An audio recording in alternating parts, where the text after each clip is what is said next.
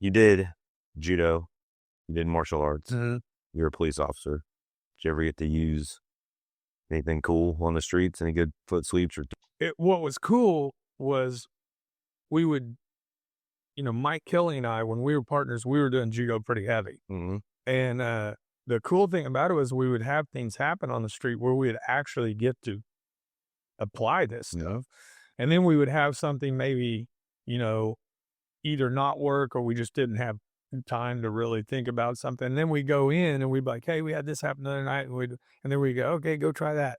But I remember one night, it was like 1 o'clock in the morning, right before we are about to get off. And this call came out and it was a man with a gun and it was some crazy, like, red pants, yellow shirt, and a blue jean jacket walking down the street with a gun. And we were pretty close. We turned the corner and no shit, there was a guy with red pants, a yellow shirt, and a jean jacket walking.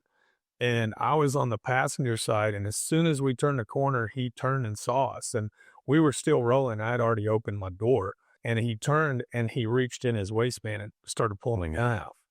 So I kicked my door into him and it hit him and about knocked him down. Well, he takes off running and then I take off after him and we're going through this apartment complex and we turn this corner and I see him toss a gun over a fence into this like little patio area in his apartment. As soon as he tosses a gun, he just turns. He's like, what? And I'm running at him, and I'm trying to pull my gun back and my left hand's out. I'm like, tell him to get on the ground. And he started to push into me. So I just pulled him up on that hip. And I remember loading Harai. We both went airborne. And I remember seeing like the sky and then the light up on the telephone pole. I remember seeing a fence and a car and the concrete.